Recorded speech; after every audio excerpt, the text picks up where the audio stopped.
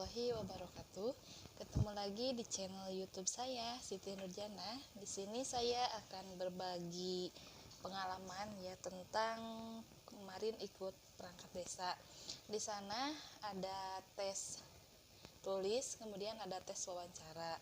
Nah, untuk tes tulisnya itu ada 3 soal. Yang pertama membuat karya tulis di Word, yang kedua membuat jumlah penduduk di Excel, kemudian yang ketiga membuat PowerPoint. Nah, selanjutnya ada tes wawancara. Tes wawancara ini dibagi ke dalam tiga termen. Yang pertama itu oleh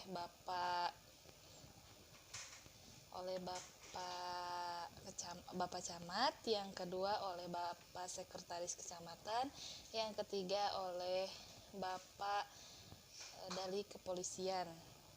Nah, tes wawancara perangkat desa itu yang pertama itu ada yang pertama pertanyaannya itu tentang apa motivasi Anda mengikuti seleksi perangkat desa. Nah, di sana kalian bisa menjawab, nah, mengapa Anda tertarik untuk menjadi perangkat desa? Menjawabannya dengan penuh percaya diri bahwa Anda ingin menjadi perangkat desa karena ingin diberi kesempatan untuk bisa lebih berguna bagi desa tempat tinggal Anda. Nah, bagi bangsa dan negara juga sebagai upaya untuk meningkatkan keterampilan dan pengetahuan yang saat ini Anda miliki. Kemudian pertanyaan selanjutnya, berapa penghasilan yang Anda inginkan? Nah, jawabnya, pastikan Anda mengetahui terlebih dahulu berapa rentang gaji seorang perangkat desa, mulai dari gaji kasih, kawur maupun sekdes. Nah, sehingga Anda menjawab gaji perangkat desa dengan nominal tertentu, maka jawaban Anda masih relevan dengan gaji perangkat desa yang sesuai aturan. Ada juga yang boleh menjawab bahwa Anda ingin digaji sesuai dengan aturan yang berlaku. Tapi ingat, jika ada pertanyaan lanjutan mengenai berapa nominalnya, maka Anda pastikan dahulu mengetahui gaji seorang perangkat desa sesuai aturan pemerintah.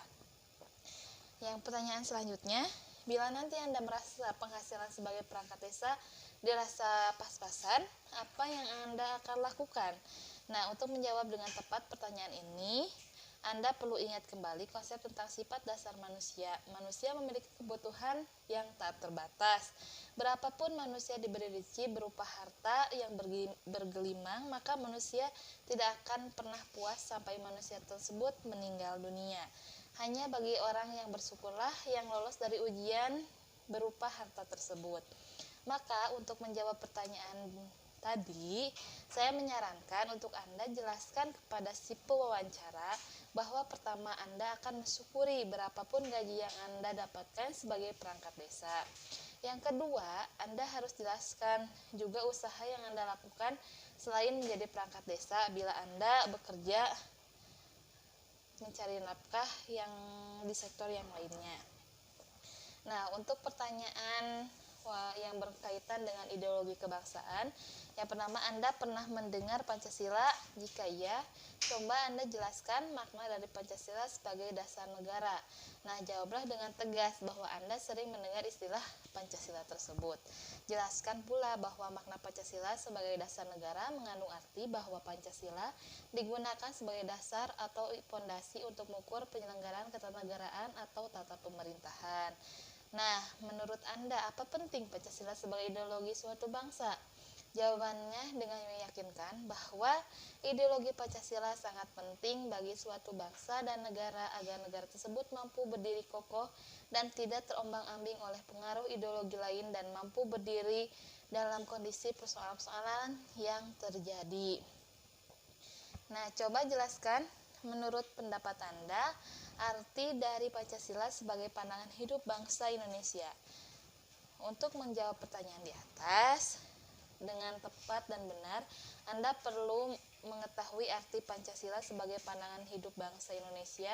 Pancasila sebagai pandangan hidup bangsa memiliki arti bahwa Pancasila merupakan pedoman dan petunjuk arah perilaku bagi setiap warga negara Indonesia dalam kehidupan bermasyarakat, berbangsa, dan bernegara dalam mencapai kesejahteraan dan kebahagiaan lahir dan batin bagi masyarakat Indonesia yang beraneka ragam sifatnya. Selanjutnya, menurut Anda, sejak kapan nilai Pancasila tumbuh dan berkembang di masyarakat Indonesia? Ketahui terlebih dahulu pertanyaan di atas bermaksud untuk menggali pengetahuan Anda mengenai sejarah Pancasila. Nah, ada juga pertanyaan yang kemarin tentang tanggal berapa hari lahirnya Pancasila. Ya, tentu jawab tanggal 1 Juni. Lalu hari kesaktian Pancasila itu tanggal berapa? Ayo kalian berapa? Itu hari kesaktian Pancasila itu tanggal berapa? Oktober ya, kalau gak salah Oktober. Nanti saya lihat dulu ya, takut salah. Dan selanjutnya, apa fungsi Pancasila dalam kehidupan bermasyarakat, berbangsa, dan bernegara? Nah, pahami dulu beberapa fungsi Pancasila, kemudian jelaskan cara jelas dan mantap kepada pewawancara. Fungsi Pancasila dalam kehidupan bermasyarakat, berbangsa, dan bernegara antara lain sebagai pandangan hidup bangsa, sebagai dasar negara, sebagai ideologi nasional, sebagai sumber dari segala sumber hukum, sebagai perjanjian luhur, dan sebagai cita-cita dan tujuan bangsa.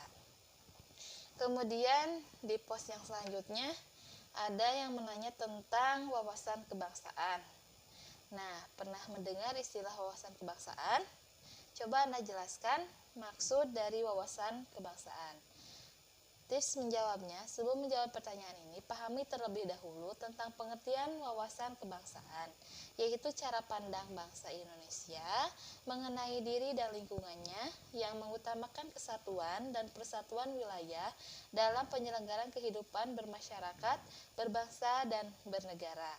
Nah, saat Anda memahami pengertian wawasan kebangsaan tersebut, cobalah untuk berlatih menjelaskan kepada rekan Anda, lalu mintalah feedback-nya. Kemudian, apa fungsi dan tujuan wawasan kebangsaan? Nah, fungsi dan tujuan wawasan kebangsaan ini sebagai pedoman, motivasi, dorongan, dan rambu-rambu dalam menentukan skala kebijakan, keputusan, tindakan, dan perbuatan bagi penyelenggara negara di pusat, daerah, maupun bagi seluruh rakyat Indonesia dalam kehidupan masyarakat. Ingat, mencoba berlatih dalam menjelaskan kepada orang lain secara lisan lalu meminta feedback dari mereka adalah cara yang terbaik untuk mendapatkan skor maksimal dan dalam tes wawancara perangkat desa ini. Selanjutnya, coba Anda sebutkan 4 pilar kebangsaan Indonesia. Nah, hafalkan 4 pilar kebangsaan Indonesia yang antara Pancasila, Undang-Undang Dasar 1945, selanjutnya NKRI, dan Bhinneka Tunggal Ika. Nah, untuk pos selanjutnya juga ada yang menanya tentang seputar perangkat desa atau seputar pemerintahan desa. Yang pertama itu apa? Tupoksi sekretaris, kemudian tupoksi kaur tata usaha dan umum, tupoksi kaur keuangan, tupoksi kaur perencanaan, tupoksi kasih pemerintahan. Selanjutnya ada tupoksi kasih kesejahteraan, tupoksi kasih pelayanan, tupoksi pelayanan wilayah dan kadus. Nah, untuk itu ada juga yang menanyakan tentang Undang-Undang Desa. Undang-Undang Desa itu pada tahun berapa, lalu nomor berapa UU-nya, seperti itu. Kemudian luas wilayah desa itu ada berapa, kemudian jumlah dusun, jumlah RT atau RW, selanjutnya jumlah penduduk, terus potensi yang ada di desa, batas desa dengan desa lainnya seperti apa, atau batas teritorialnya desa tersebut. Nah, selanjutnya seputar rencana kerja. Siapkah Anda apabila diterima sebagai perangkat desa? Lalu jawabannya dengan mantap jawab, saya siap. Kemudian, apakah anggota keluarga mendukung Anda menjadi perangkat desa? Ya, sangat mendukung. Apakah Anda siap bekerja di pagi sampai sore?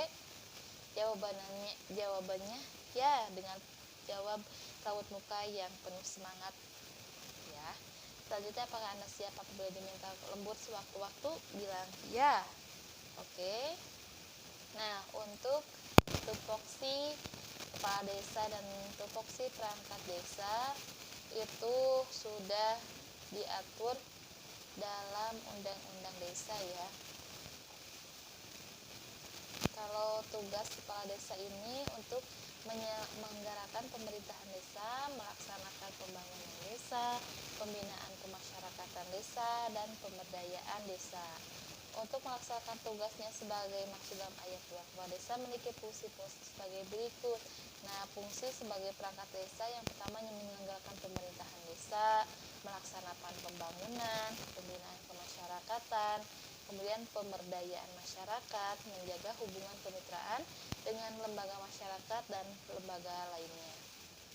Kemudian tupoksi sekretaris desa yang berkedudukan sebagai unsur sekretaris desa ini bertugas membantu kepala desa dalam bidang administrasi pemerintahan. Nah, fungsinya ini melaksanakan urusan ketatausahaan seperti tata naskah, administrasi surat menyurat, arsip, dan ekspedisi. Kemudian melaksanakan urusan umum seperti penataan administrasi perangkat desa, penyediaan prasarana perangkat desa dan kantor, penyiapan rapat, pengadministrasian aset, inventarisasi perjalanan dinas, dan pelayanan umum. Selanjutnya, melaksanakan urusan keuangan seperti mengurus administrasi keuangan, administrasi sumber-sumber pendapatan dan pengeluaran, verifikasi administrasi keuangan, dan administrasi penghasilan kepala desa, perangkat desa, BPD, dan lembaga pemerintahan desa lainnya. Selanjutnya, melaksanakan urusan perencanaan seperti menyusun rencana anggaran pendapatan dan belanja desa, menginvestasi data-data dalam rangka pembangunan, melakukan monitoring dan evaluasi program, serta menyusun laporan. Selanjutnya, melaksanakan buku administrasi desa sesuai dengan bidang tugas sekretaris desa atau sesuai dengan keputusan kepala desa. Selanjutnya, melaksanakan tugas lain yang diberikan oleh kepala desa dan pemerintahan yang lebih tinggi. Adapun tupoksi kaur umum, tugas pokok dan fungsi kaur umum antara lain kepala urusan umum ini berkedudukan sebagai unsur staf sekretaris. Kemudian kepala urusan umum ini bertugas membantu sekretaris desa dalam urusan pelayanan administrasi, pendukung pelaksanaan tugas-tugas pemerintahan. Kemudian melaksanakan tugas-tugas kedinasan lain yang diberikan oleh atasan. Untuk melaksanakan tugas kepala urusan umum mempunyai fungsi melaksanakan urusan ketatausahaan seperti tata naskah dinas, melaksanakan administrasi surat menyurat, melaksanakan aspirasi dan ekspedisi pemerintahan desa, melaksanakan penata administrasi perangkat desa, penyediaan prasarana perangkat desa dan kantor. Kemudian menyiapkan rapat-rapat, mengadministrasikan aset desa, mengadministrasikan investasi desa, mengadministrasikan perjalanan dinas, kemudian melaksanakan pelayanan umum. Adapun tupoksi kaur keuangan atau sebagai bendahara info keuangan ini melaksanakan tugas kedinasan lain yang diberikan oleh atasan, melaksanakan tugas urusan perencanaan mempunyai fungsinya itu mengkoordinasikan urusan perencanaan desa, menyusun RAPBDes, kemudian menginventarisir data-data dalam rangka pembangunan desa, melakukan monitoring dan evaluasi program pemerintahan desa, penyusunan rencana pembangunan jangka menengah desa atau RPJM desa, dan rencana kerja pemerintah desa atau RKPD desa, menyusun laporan kegiatan desa, kemudian melaksanakan tugas-tugas kedinasan lain yang diberikan oleh atasan. Adapun kaur perencanaan. Kaur perencanaan ini dalam urusan pelayanan administrasi, pendukung pelaksanaan tugas-tugas pemerintahan, melaksanakan tugas-tugas kedinasan lain yang diberikan oleh atasan, kemudian ada fungsinya mengkoordinasikan urusan perencanaan desa, menyusun RAPBDes, menginventarisir data dalam langkah pembangunan desa, melakukan monitoring dan evaluasi program pemerintahan desa, menyusun rencana pembangunan jangka menengah desa dan rencana kerja pemerintah desa atau RKP desa, penyusunan laporan kegiatan desa dan melaksanakan tugas-tugas kedinasan lain yang diberikan oleh atasan. Ada selanjutnya tupoksi pemerintahan, melaksanakan manajemen tata praja pemerintahan desa, menyusun rancangan regulasi desa, melaksanakan pembinaan masalah pertanahan, melaksanakan pembinaan ketentraman dan ketertiban masyarakat desa, melaksanakan upaya perlindungan masyarakat desa, melaksanakan pembinaan masalah kependudukan, melaksanakan penataan dan pengelolaan wilayah desa, melaksanakan pendataan dan pengelolaan profil desa. Kemudian melakukan tugas-tugas kedinasan lain yang diberikan oleh atasan. Selanjutnya ada tupoksi kasih kesejahteraan. Nah, melaksanakan tugas sosialisasi serta motivasi masyarakat di bidang sosial budaya, ekonomi, politik, lingkungan hidup, pemberdayaan keluarga, kemudian pemuda, olahraga, dan karang taruna. Selanjutnya melaksanakan tugas-tugas kedinasan lain yang diberikan oleh atasan. Ada tupoksi kasih pelayanan. Ini mengadakan penyuluhan dan motivasi terhadap pelaksanaan hak dan kewajiban masyarakat desa, meningkatkan upaya partisipasi masyarakat desa, melaksanakan pelestarian nilai budaya masyarakat desa, keagamaan, dan ketatanegaraan masyarakat desa. Kemudian melaksanakan pekerjaan teknis pelayanan nikah, talak, cerai, dan rujuk. Kemudian melaksanakan pekerjaan teknis urusan kelahiran dan kematian, melaksanakan pembangunan sarana dan prasarana pedesaan, melaksanakan pembangunan bidang pendidikan, melaksanakan pembangunan di bidang kesehatan. Selanjutnya, tupoksi kepala kewilayahan atau kepala dusun. Ini yang pertama, pembinaan ketentraman dan ketertiban, mengawasi pelaksanaan pembangunan di wilayah, melaksanakan pembinaan kemasyarakatan dalam meningkatkan kemampuan dan kesadaran masyarakat dalam menjaga lingkungannya, kemudian melakukan upaya-upaya pemberdayaan masyarakat dalam menunjang kelancaran penyelenggaraan pemerintahan dan pembangunan. Selanjutnya, melaksanakan tugas lain yang diperintahkan oleh kepala desa. Nah, selayang pandang tentang perangkat desa itu seperti yang sudah saya jelaskan tadi dan saya paparkan tadi, itu pengalaman pribadi saya ya yang kemarin mengikuti tes wawancara dan tes tulis, dan hasilnya ternyata saya tidak lolos dan hanya skor nilai akhirnya saja yang dimunculkan, tidak ada bagian-bagian per sesi atau per segmen. Misalkan tes pos A tentang yang diwawancara oleh Bapak Camat gak ada, terus yang lainnya juga mengikuti gak ada, sampai tes tulisnya juga dari mulai Excel, Microsoft Word, dan PowerPoint itu gak ada. Jadi yang itu hanya jumlah totalnya saja, dan dipinta keterangan kepada pihak penyelenggara atau panitia, beliau hanya bilang disuruh minta ke pihak kecamatan, padahal harusnya yang bertanggung jawab penuh itu ya panitia. Dan saya juga tidak bisa memaksa harus kemana lagi mengadu mau minta nilai yang realnya, walaupun ada sedikit kecurigaan ya adanya manipulasi, tapi setidaknya kalau ada nilai real satu persatu, gak asal langsung nilai total, ya kami yang gak lolos ya akan menerima dengan sangat legowo. Soalnya waktu pas tes CPNS juga hasil TWK, TKP, kemudian TIU-nya itu langsung muncul, jadi kita tahu kurangnya kita itu di bagian apa gitu ya, sebagai pengalaman hidup juga, sebagai apa ya, ini merupakan tes termahal menurut saya ya, soalnya harus rangkap dua si berkasnya, padahal kita belum tentu lolos ya, tapi harusnya si panitia itu ada aturannya ya, berkas yang aslinya aja dulu, nanti kalau kita sudah lulus baru diperbanyak sebanyak dua rangkap ya itu. Terus harus legalisir dari pas kita ijazah SD sampai terakhir kita sekolah di mana, itu legalisir semua.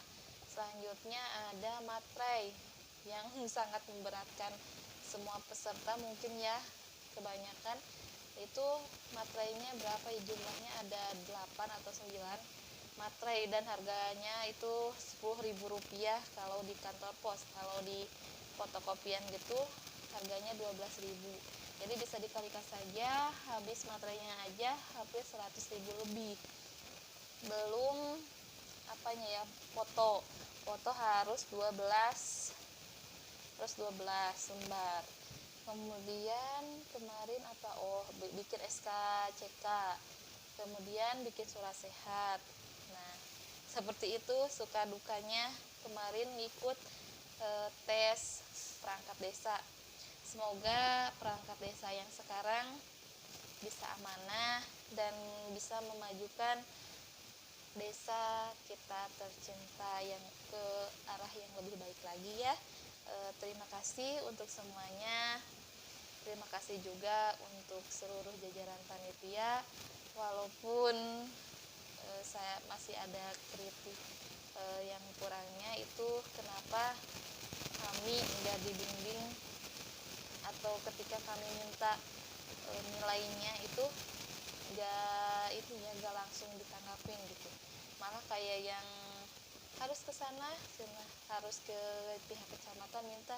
Ya kan kita sebagai peserta mau punya wewenang gimana kalau ke sana gitu, soalnya yang wewenang penuh itu ya panitia yang ditunjuk oleh kepala desa untuk melakukan tes ini. Segitu aja berbagi pengalaman dari saya. Jangan lupa untuk subscribe channel saya. Nanti saya akan berbagi tentang tips, kemudian ada bisnis juga, ada vlog juga.